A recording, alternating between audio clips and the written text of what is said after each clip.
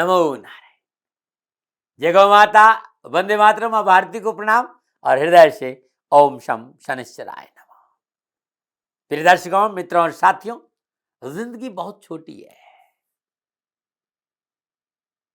और 2022 आपके लिए अच्छा बीते, एक सूत्र अपना दीजिए। जो हमसे अच्छा व्यवहार करते हैं उन्हें धन्यवाद जरूर कहें और जो हमसे अच्छा व्यवहार नहीं करते हैं उन्हें मुस्कुराकर माफ कर दीजिए। देखिएगा 2022 बहुत अच्छा बीतेगा। कठिन जरूर है लेकिन मुश्किल नहीं है। नमो नारायण, नमो नारायण। प्रिय दर्शकों, मित्रों और साथियों, हाजिर हूं आपके सामने धनुराशि वालों के लिए जनवरी 2022 का महीना कैसा रहेगा इस वीडियो को लेकर। धनुराशि के सभी भाई बहनों को हृदय से साल 2022 की हार्दिक शुभकामनाएं। आपका जीवन खुशियों से भरा रहे, शनि भगवान के श्री चरणों में मेरी प्रार्थना।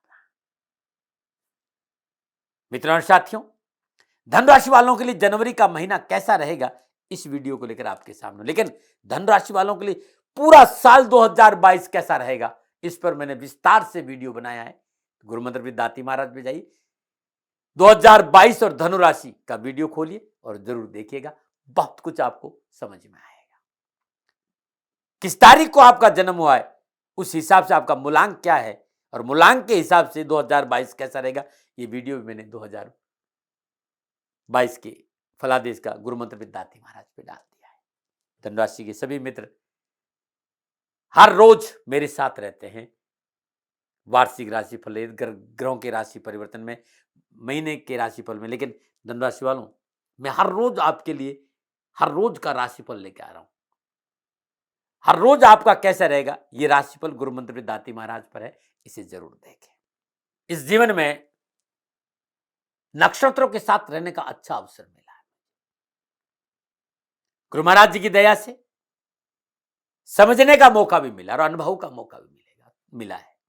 तो ये जो 2022 है, 2022 से लेकर 2029 तक संपूर्ण ग्रह युगायुगों की बात करूं, ये आने वाली 7-8 साल इस बात का संकेत दे रहे हैं कि चराचर जगत में बहुत से परिवर्तन का संकेत है।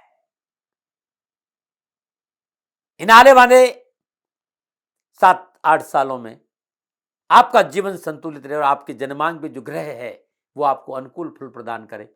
एक प्रोग्राम लेके आ रहा हूं, सदा खुश रहो, SKR।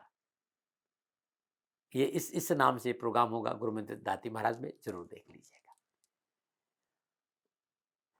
अब मैं बात करूंगा धनुराशि वालों के लिए जनवरी 2022 के महीने के फलादेश की। लेकिन फलादेश पे आऊं, राशिफल पे आऊं, उससे पहले ग्रह योगायोग।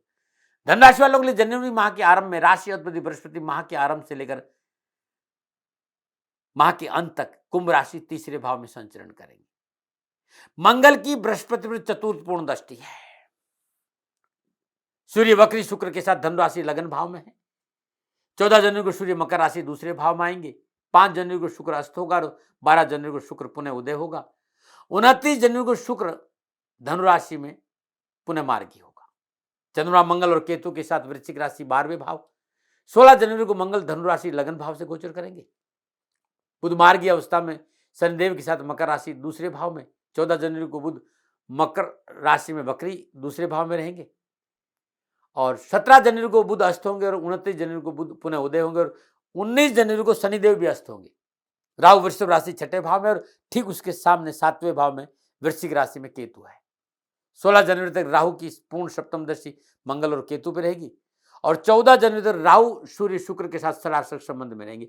यह है संपूर्ण ग्रह योगायोग धनुराशि वालों का जनवरी के महीने। और इसी आधार पर धनुराशि वालों के लिए जनवरी महीने का मैंने राशिफल लिखा है।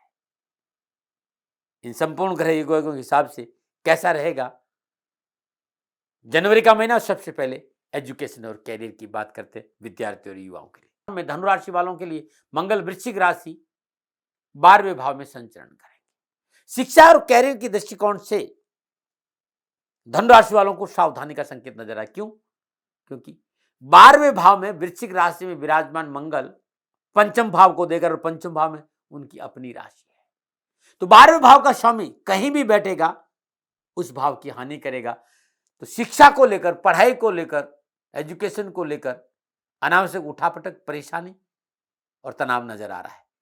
बहुत जरूरी विद्यार्थियों को 16 जनवरी तक एजुकेशन के क्षेत्र में कड़ी मेहनत, कठिन परिश्रम, संघर्ष करना पड़ेगा और पढ़ाई पर विशेष ध्यान देना पड़ेगा, क्योंकि इस समय विद्यार्थियों और युवाओं का मन भटक सकता है।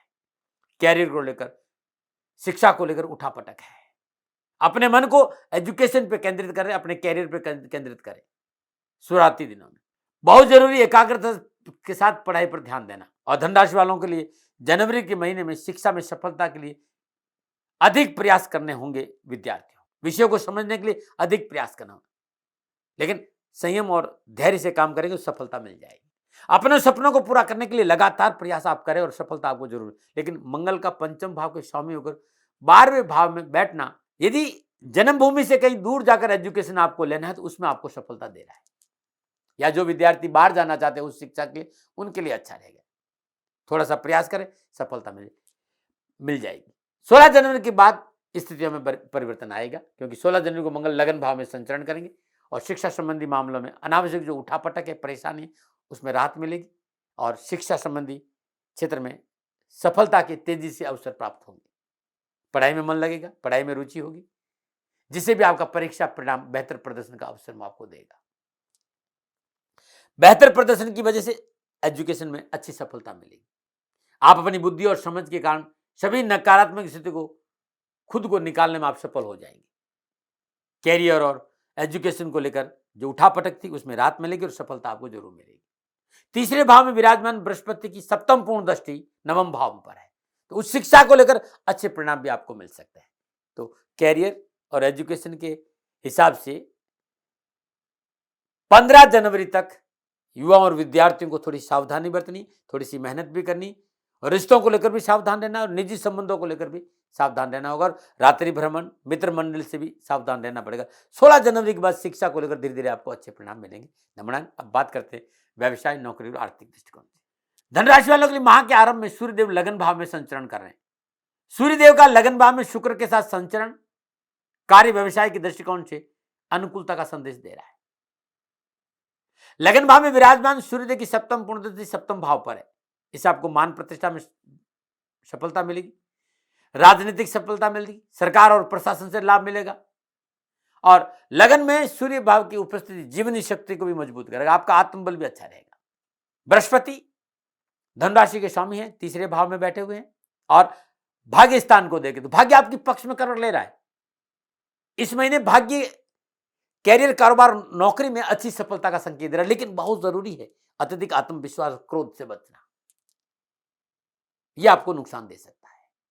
सूर्य भाग्य स्थान का स्वामी है और लगन में है, सफलता तो मिलेगी, धन भी मिलेगा, कामकाज को लेकर आप अच्छा महसूस करें, आपकी ऊर्जा अच्छी रहेगी, हर कार्य को अपनी योग्यता और कार्य क्षमता के साथ आप पूरा करेंगे और लाभ भी अर्जित करेंगे।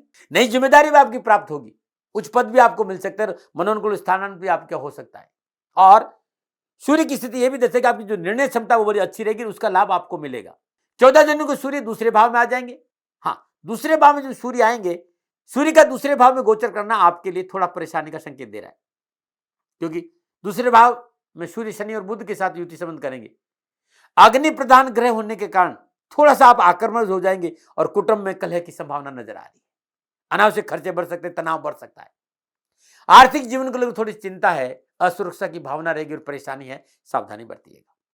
सूर्य की सप्तम पूर्ण दृष्टि अष्टम भाव पर है। ससुराल पक्ष से उठापटक का संकेत नजर आ रहा है, बचना बहुत जरूरी है। संबंधों में खटास आ सकती है, लेकिन अचानक धन की प्राप्ति भी होगी, रुका हुआ धन भी मिलेगा, कारोबार में गति भी आएगी। बस रिश्तों को लेकर सावधानी बहुत जरूरी है। सूर्य गोचर में पूर्व में पड़े निलंबित कार्य, जो कार्य रुके हुए थे, वो पूरे करवाएगा। ये समय उन जातकों के लिए अच्छा रहेगा जो बाहर से संबंध रखते हैं, मल्टीनेशनल कंपनी से संबंध रखते हैं। इस समय यदि आप नई जॉब करना चाहते हैं तो समय अनुकूल है। 16 जनवरी को मंगल लगन भाव धनुराशि से गोचर करेंगे।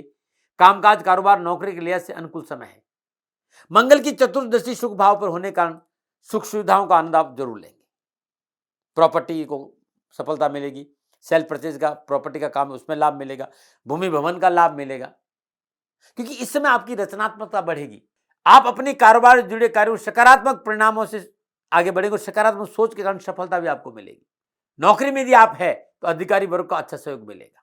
बस क्रोध पर काबू रखिए, हर तरह से आपको लाभ ही लाभ। हाँ, भूमि भवन प्रॉपर्टी के काम में विशेष लाभ का संकेत नजर आ रहा है। बृहस्पति का तीसरे भाव में संचरण पार्टनरशिप में विशेष सफलता का संकेत दे रहा है। बिजनेस में शुभ फलों की प्राप्ति होगी। कारोबारी यात्राओं का योग भी है। दूसरे भाव का में बुध का संचरण कैरियर को नई दिशा देगा और आर्थिक रूप से आपको मजबूत बनाएगा। संचार माध्यमों और रचनात्मक क्षेत्रों में काम कर रहे जातकों के लिए यहां बुध अच्छा संकेत दे रहेगा। सूर्य के साथ लगन भाव में शुक्र का गोचर खुशी का संकेत दे रहा है, परंतु शुक्र यहां छठे और आय भाव का स्वामी होकर विराजमान है, तो सोर्सेस तो बढ़ेंगे, आर्थिक सोर्सेस तो बढ़ेंगे, कार्य से आपकी सराहना होगी, लेकिन रिश्तों को लेकर, निजी संबंधों को लेकर थोड़ा सा सावधान रहना होगा। यदि आप नौकरी में तो अधिकारियों का अच्छा सहयोग मिलेगा, मेहनत का पूर्ण फल प्राप्त होगा। यदि कोई पुराना उधार है चुकाने में आप सफल होंगे। धनराशि वाले शनिदेव दूसरे भाव में विराजमान है। तीसरी दृष्टि सुख भाव पर रहेगी और दसम दृष्टि आय भाव पर रहेगी।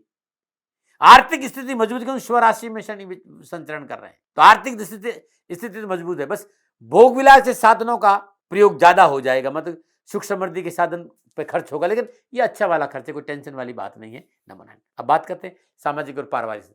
धनराशि वालों के लिए सूर्य का लगन भाव से गोचर करना सामाजिक और पारिवारिक दृष्टिकोण से कुछ मुश्किलों का संकेत दे रहा है। आपसी संबंधों में मनमुटाव है। 14 जनवरी को सूर्य दूसरे भाव में आ जाएंगे। आपके लिए यह स्थिति कुछ ज्यादा अच्छी रहने वाली है नहीं, पारिवारिक दिक्कतों का सामना आपको करना पड़ेगा। घर परिवार का माहौल सौहार्दपूर्ण रहे, अपने अत्यधिक आत्मविश्वास और अपने क्रोध पर काबू रखना होगा। वाणी पर संयम रखना होगा, धैर्य से निर्णय लेना होगा और जल्दबाजी से बचना होगा। सूर्य दूसरे भाव में आपकी वाणी प्रभावित करेगा, संबंधों को प्रभावित करेगा, बैंक बैलेंस को प्रभावित करेगा, खान पान को प्रभावित करेगा। इस बात पर थोड़ा सा ध्यान दीजिए। घर परिवार में सदस्यों के साथ कलह नहीं हो और नकारात्मक वातावरण नहीं बने। आप अपनी सकारात्मक सोच और प्रेम के वातावरण से इनको बदलना होगा। और घर में शांति बनाए रखने के लिए अपनों से बात करते समय शब्दों का चयन सोच समझ के करिएगा। हाँ, 16 जनवरी का मंगल जब लगन भाव में आएंगे, स्थिति आपके लिए थोड़ा सा ठीक रहेगी।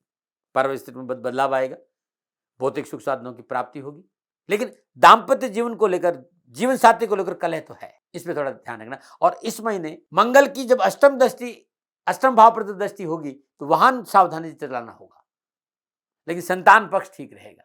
निजी संबंधों को लेकर आप भाग्यशाली रहेंगे। नक्षत्र गणना 16 जनवरी के बाद धीरे धीरे वैवाहिक संबंधों को सुधारने का अच्छा संकेत दे रही।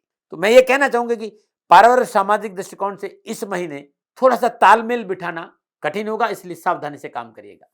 अपने विचार नहीं ला दी, क्रोध नहीं करिए, अहंकार पर काबू रखे, घरेलू विवादों को बात के जरिए निपटाइएगा तो अच्छा रहेगा। अब बात स्वास्थ्य की करते हैं। माह के आरंभ में मंगल 12वें स्थान में है, तो 12वें स्थान में विराजमान मंगल पेट संबंधी परेशानियों का संकेत दे रहे हैं, तो ये थोड़ा सा तकलीफदायक तो है। और मंगल जब 16 जनवरी को लगन भाव में आ जाएंगे तो राहत जरूर मिलेगी स्वास्थ्य को लेकर, लेकिन 15 जनवरी तक स्वास्थ्य को लेकर विशेष सावधानी बरतनी है आपको। वाहन सावधानी से चलाना है आपको, क्रोध कम करना है आपको, दुर्घटना के प्रति सचेत रहना है आपको, तो आपके लिए ठीक रहेगा। न मना क्या उपाय करें इस महीने मंगलवार के दिन श्रद्धानुसार गुड़ लाल कपड़े में बांधकर गरीब निर्धन व्यक्ति को दान में देना बड़ा शुभ रहेगा। जौ का दान गौशाला में देना बड़ा लाभकारी रहेगा। और भगवान सूर्य को जल अर्पित करना बड़ा शुभ रहेगा। प्रातःकाल तांबे के लोटे में जल, थोड़ा सा लाल चंदन, गुलाब के फूल, ओम ग्रहणी सूर्याय आदित्याय नमः, इस मंत्र का जाप करते हुए भगवान सूर्य को, उगते हुए सूर्य को जल अर्पित करना लाभकारी रहेगा। शनिवार दिन हनुमान जी के मंदिर में चमेली के तेल का दीपक जलाना बड़ा शुभ रहेगा। और शनिवार दिन श्रद्धानुसार साबुत मूंग किसी विधवा स्त्री को दान में देना भी अच्छा रहेगा। गुरुवार दिन पीला पपीता यानी पका हुआ पपीता गाय को खिलाए तो अच्छे परिणाम प्राप्त होंगे। न मना रहे। ये था धन राशि वालों के लिए जनवरी महीने का राशिफल। पुनः निवेदन, मेरा कोई दबाव नहीं, कोई विवाद नहीं, कोई तर्क नहीं। सेकंड ओपिनियन का अधिकार आपका था, आपका है, आप ही करेगा। हाँ, मेरे से कोई भूल हो गई हो तो क्षमा प्रार्थी हूँ। आप सुखी रहें, स्वस्थ रहें, समृद्धिशील रहें। शनि भगवान की चरणों में मेरी प्रार्थना। न मना रहे। राजस्थान का हर व्यक्ति जानता है दाती महाराज गायों से बहुत प्यार करते हैं, बेटियों से बहुत प्यार करते हैं। हजारों सैकड़ों बेटियों के लिए, जीवन के लिए मैंने अपना संपूर्ण जीवन दिया है और ये मेरा शौक था, मेरी राष्ट्र की धरोहर थी और ये करना मेरा कर्तव्य और कर्म था। मैं आपको किसी वजह से नहीं सुना रहा हूं, बस खाली बता रहा हूं कि ये मेरा जीवन का लक्ष्य रहा है। मनुष्य हूं और मानव होने के नाते मेरा कर्तव्य है कि मैं अपनी राष्ट्र की सेवा करूं। मैं इस राष्ट्र का नागरिक हूं। 30 सालों से मैं बेटी बचाओ और गौ सेवा में अपना जीवन इस राष्ट्र के साथ लगाया है। वर्तमान परिस्थितियां आर्थिक दृष्टिकोण से मेरी अनुकूल नहीं है। धन नहीं मांग रहा हूं कि मुझे आप पैसे दीजिए, नहीं, पहले भी कभी नहीं मांगा और अब भी मैं नहीं कह रहा हूं, और ये मेरा अहंकार नहीं है, क्योंकि धन को लेकर मैं राष्ट्र के सामने कभी नहीं आया था। हमेशा मैंने ये कहा कि साहब सेवा करिए, आप, मैं भी सेवा करता हूं, आप भी सेवा करिए, धन नहीं चाहिए। लेकिन वर्तमान में जो आर्थिक परिस्थिति हैं वो मेरे को ये कहने के लिए मजबूर कर रही है कि सन्निधान गौशाला की गायें दुखी नहीं रहे, इसके लिए मुझे आपका सहयोग चाहिए, और सहयोग के लिए मैं स्वयं आपके साथ खड़ा हूं, आपकी समस्याओं के समाधान के लिए। भाई, आप अपनी जन्म कुंडली का अवलोकन कराना चाहते हैं, आप अपनी जन्म कुंडली बनाना चाहते हैं, आपको बहुत सी चीजों की जानकारी चाहिए, तो मैं आपके साथ खड़ा रहूंगा, पूरे साल खड़ा रहूंगा, जब तक जीऊंगा तब तक खड़ा रहूंगा। नंबर आ रहा है, इन नंबरों पे संपर्क करिए, आप मेरे से बात करिए, लेकिन इसकी एवज में गायों के लिए चारे की व्यवस्था कर लीजिए। और इसीलिए मैंने कहा था कि भाई थोड़ा दिन, इस समय मैं परेशानी में हूं और मेरी गायें चारों को लेकर थोड़ी सी परेशान है, ऐसा हृदय से आया। लोगों ने कहा कि राष्ट्र आपसे प्यार करता है दाती महाराज, एक बार निवेदन करिए। तो मैं दान नहीं मांग रहा हूं, फिर भी मैं अभी भी, मेरा ये अहंकार नहीं साथियों, मेरा राष्ट्र सर्वोपरि है। मैं ये नहीं कह रहा हूं, मैं ये कह रहा हूं मैं परिश्रम करूंगा आपके लिए, और परिश्रम के एवज में गायों के लिए चारे की व्यवस्था करिए। शनि भगवान आपकी रक्षा करे और आपका जीवन सदा खुशियों से भरा रहेगा, ऐसा मेरा निवेदन। और वे लोग जो सक्षम है, सामर्थ्यवान है, और जिन्हें दाती महाराज के ज्योतिषीय समाधान की आवश्यकता नहीं, तो उनको मेरा प्रणाम, क्योंकि बहुत से लोगों को मैंने देखा है पिछले 1 महीने में, लगभग 20 से 25-50 लोग ऐसे भी हैं जिन्होंने सन्निधान गौशाला में 2100 रुपया चारा कर दिया है। मैं उन सब के प्रति अपना आभार प्रकट करता हूं, और यह सहयोग मैं जीवन भर याद रखूंगा। मित्रों, समय ऐसा है कि मेरी परिस्थिति आर्थिक दृष्टिकोण से अनुकूल संकेत नहीं दे रही है, इसलिए मैंने राष्ट्र से कहा कि सन्निधान गौशाला में परेशानी नहीं चाहिए। सरकार सपोर्ट कर रही है, अपनी सीमाओं में रहते हुए जो सरकार करती है, लेकिन उससे पूरा नहीं पड़ता है, ये आप भी जानते हैं। शासन की अपनी एक सीमा है और अपनी मर्यादा है, और शासन के पास और बहुत से काम है। लेकिन फिर भी मैं आप सभी का धन्यवाद देते हुए हृदय से पुनः एक बार निवेदन करना चाहता हूं कि आपको लगता है कि दाती महाराज के साथ सन्निधान गौशाला में खड़ा रहना है, तो नंबर है, जरूर सहयोग करें। मेरा कोई दबाव नहीं है, प्रार्थना थी। ओम नमो नारायण, ओम नमो नारायण।